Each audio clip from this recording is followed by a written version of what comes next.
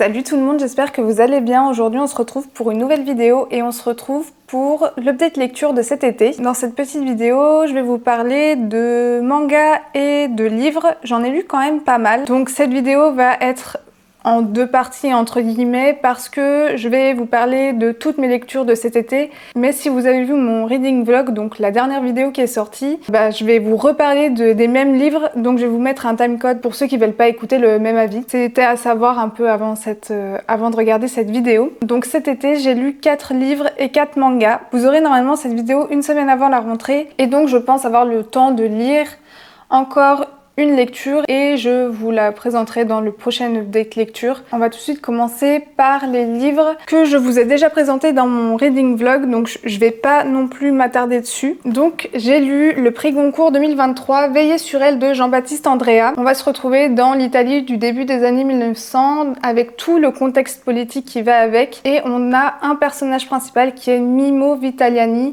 ou Michelangelo Vitaliani, qui va évoluer tout au long du XXe siècle et qui est atteint de nanisme et il va devenir un sculpteur renommé et en fait Mimmo va vivre plusieurs vies en une vie. Il commence sa vie dans la pauvreté, il va devenir riche, ensuite il va finir chez des prêtres. Donc dans ce livre, on a deux temporalités. On commence ce livre avec Mimmo qui à la fin de sa vie, donc dans les années 80 il me semble, et à la fois il va nous conter sa vie, et notamment sa vie et sa rencontre avec Viola, qui va être très importante dans sa vie, qui va l'aider à s'élever de sa classe sociale, donc la classe pauvre. Et également, on a tous les problèmes et toutes les injonctions aussi de cette époque-là, également le contexte politique hyper compliqué. Ça amène à beaucoup de réflexions. Mimmo, c'est un personnage gris. En fait, tous nos personnages sont assez gris, personne n'est parfait. Viola, elle fait partie d'une grande famille bourgeoise de l'époque et en fait, elle est trop en avance sur son temps, elle n'est pas du tout adaptée aux mœurs et aux coutumes de l'époque et en fait, elle est totalement en décalage. Et on a Mimmo qui est fou d'elle et elle aussi, ils s'aiment en fin de compte et c'est une vraie histoire d'amour mais pas amoureuse, je dirais même une histoire d'amitié et je vous le conseille, franchement ça a été une bonne lecture. Après j'ai quand même un avis assez flou dessus dans le sens où je me suis pas ennuyée mais c'est vrai que moi j'aime bien m'attacher au personnage ou m'attacher à la plume, enfin voilà, je suis beaucoup dans l'émotionnel et en fait la plume de l'auteur fait qu'il y a quand même une barrière avec nos personnages et moi j'ai eu un peu de mal au début mais c'est vrai que pour moi ça a été comme ça jusqu'aux 100 dernières pages où ça a été vraiment une montée en puissance et j'ai beaucoup aimé. Je voulais savoir ce qui se passerait pour nos personnages et ça n'a pas été décevant pour moi. Donc je vous le conseille, pour moi c'est un 4 sur 5. Ensuite le deuxième roman que j'ai lu, c'est L'amant de Marguerite Duras. Alors dans mon vlog, j'avais pas spécialement aimé et maintenant que j'ai un petit peu digéré ma lecture, c'est vrai que ça n'a pas été un coup de cœur, mais d'un autre côté, en fait, c'est l'histoire quand même de Marguerite Duras, c'est une autofiction, mais la fiction, je trouve qu'elle est très peu présente et on sent quand même que c'est le passé que c'est une partie d'elle qu'elle nous conte. Et même la plume, j'ai pas spécialement accroché. Peut-être que c'était pas le meilleur livre pour commencer des livres d'elle parce que ça a été mon premier. Donc L'amant, ça parle de Marguerite Duras qui vivait en Indochine. Et à 15 ans ou 15 ans et demi, elle va avoir une liaison avec un richissime chinois. Et du coup, ça m'a mis hyper mal à l'aise parce que c'est quand même une jeune fille de 15 ans avec un homme de 25-30 ans. Et pour le coup, ils sont vraiment amoureux, mais en fin de compte, on sait même pas vraiment si elle a été amoureuse. Enfin, peut-être que je suis passée totalement à côté de ma lecture, mais c'est vrai que moi, j'ai eu un peu de mal. Et également, son rapport avec son frère et sa mère...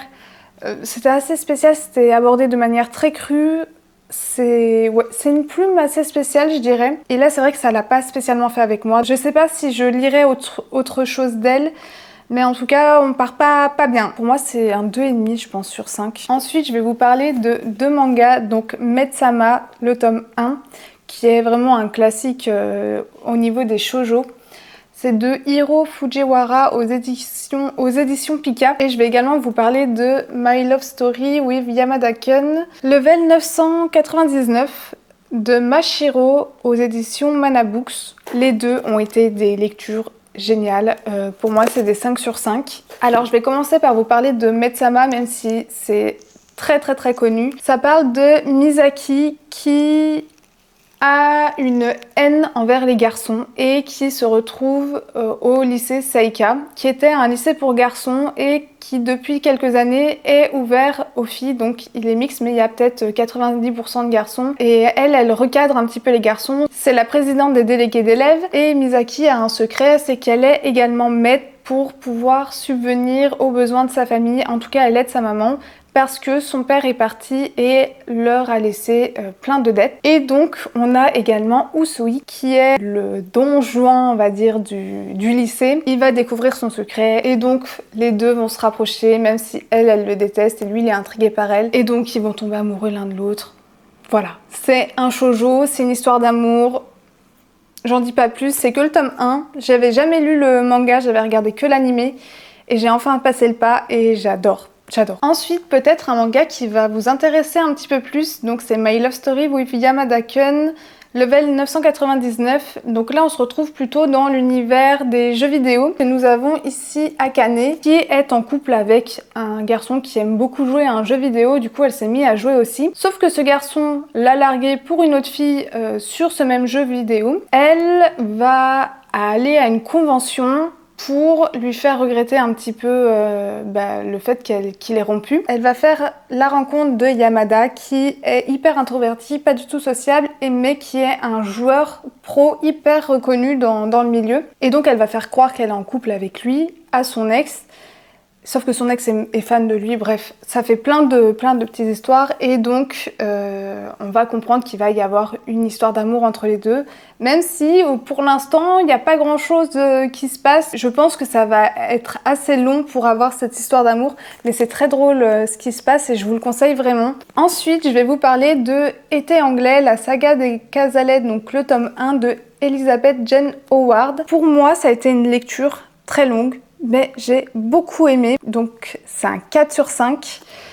On va suivre la famille des Cazalet, donc on suit énormément de personnages. On va suivre sur 3 générations environ la famille des Cazalet, qui est une grande famille avec pour personnages principaux certains des enfants et donc nos 3 protagonistes qui sont Hugh, Edward et Rupert et leurs femmes, et on va voir un petit peu leurs interactions. On est également dans leur façon de penser, ce qu'ils vont faire. Et ce qui est intéressant, c'est de voir les interactions entre ce qu'ils pensent et ce qu'ils font. Et tout simplement, on va suivre cette famille qui ont quand même vécu la guerre. C'est une famille bourgeoise, mais certains des fils sont allés à la guerre, donc il y a toute une réflexion autour de ça. Et en fait, on est à l'aube d'une nouvelle guerre. Nous, on le sait.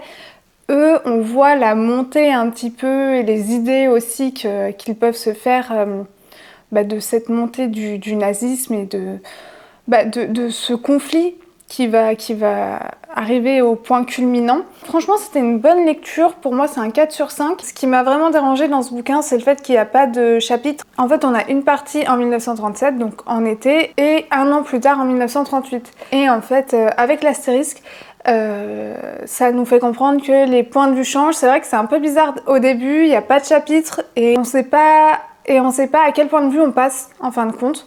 Donc voilà, c'est un petit peu déstabilisant. Ensuite, pendant mes vacances, j'ai lu La femme de ménage de Freda McFadden. Et très honnêtement, pour moi, c'est un 3 sur 5. Ça a été une lecture correcte. J'ai été très déçue. Très honnêtement, parce que à cause de la hype en fin de compte, je pense que si j'y étais allée sans la hype tout autour, j'aurais peut-être mieux aimé, ou en tout cas je l'aurais peut-être mieux noté. Mais c'est vrai que je m'attendais à un truc de fou, que ça allait être haletant, que ça allait être plus mystérieux, que... Ouais, je m'étais fait vraiment une image autour de ce bouquin et en fin de compte, c'est un petit peu retombé comme un soufflet. Alors c'est pas un mauvais livre, mais c'est vrai que j'ai trouvé qu'il y avait plein de choses hyper faciles et à la fois nos personnages étaient intéressants et Et ouais, je sais pas trop, mais en tout cas pour moi c'est un 3 sur 5, donc je vous le recommande quand même. Après, si vous pouvez vous le procurer, soit vous le faire prêter, soit l'emprunter en bibliothèque ou l'avoir pour moins cher, je pense que voilà, parce que je pense qu'il y a beaucoup de gens qui ont été comme moi un peu déçus. En tout cas, je sais pas, mais c'est vrai que moi je m'attendais à quelque chose, une enquête un petit peu plus mystérieuse. Ouais, et à la fois, le personnage de Millie est quand même intéressant parce que Millie, elle a un passé compliqué. Au début, on sait pas son passé, mais on sait qu'elle arrive avec un passé compliqué, qu'elle prend ce job chez les Winchester parce qu'elle a pas trop le choix. Et on sent qu'elle a fait quelque chose de grave, voilà, que cette femme, elle a quand même de la ressource et un passé et un sacré caractère. Et elle se retrouve un petit peu dans cette famille un peu mystérieuse, qui elle aussi a un passé sombre, avec la mère de famille qui est très spéciale, qui... On sait dans le résumé qu'elle a tenté de noyer sa fille, mais est-ce que c'est vraiment d'elle dont on doit se méfier? Le mari est un petit peu trop parfait. Voilà, il y avait tout pour en faire un coup de cœur. Clairement, pour moi, ce livre est surcoté et la hype, elle a fait que je m'attendais à un truc incroyable. Et en fait, c'est un bon livre. Je sais pas du tout si j'achèterai la suite, mais peut-être que je lirai la suite en l'empruntant ou pas, je sais pas encore. Mais pour moi, il est surcoté, voilà. Et donc, pour finir cette vidéo, j'ai lu le tome 1 et 2 de Criminel Fiançailles. Franchement, j'ai adoré. Pour moi, c'est des 5 sur 5. Ça change un petit peu des shoujo. Alors, j'ai décidé d'acheter les mangas et de commencer à lire les mangas parce que j'ai regardé l'anime et j'ai tellement aimé. J'ai quasiment tout regardé en une soirée. Et franchement, ça valait le coup. Et j'ai lu donc le tome 1 et 2. Et c'est pareil, c'est trop bien quoi. Ça change vraiment des codes des shoujo avec des personnages. Soit c'est le garçon qui est un peu niaise, soit la fille qui est un peu niaise. Voilà, là on se retrouve déjà dans l'univers des Yakuza, donc le niais on le met un petit peu de côté et surtout on se retrouve avec Yoshino qui va pendant un an se retrouver à Tokyo. Elle fait partie d'un des clans les plus importants du Japon et elle va être forcée de se fiancer. En tout cas, pendant un an, elle va devoir vivre avec Kirishima qui lui fait partie d'un autre clan qui est ennemi normalement au clan de Yoshino. Sauf que dans une optique de paix, voilà, ils vont devoir apprendre à se connaître et peut-être se marier au bout d'un an. Voilà, on ne sait pas s'ils vont se marier ou pas. On se retrouve avec Yoshino qui a quand même de la ressource, qui a un fort caractère, et Kirishima qui lui est complètement masochiste. Ce monsieur est fou. Voilà, il est fou et il tombe amoureux de Yoshino et Yoshino, elle va tout faire pour le larguer au bout d'un an. Voilà, et je vous en dis pas plus, mais c'est vraiment trop bien. Si vous vous posiez la question sur ce manga, vous pouvez toujours essayer de regarder l'animé avant d'acheter ce manga. Moi, c'est ce que j'ai fait et franchement, j'adore. J'adore et il faut vraiment que j'achète la suite parce que là, j'en ai plus à lire quoi. Cette vidéo est maintenant terminée, j'espère qu'elle vous aura plu. N'hésitez pas à la liker, à commenter, à vous abonner et on se dit à une prochaine.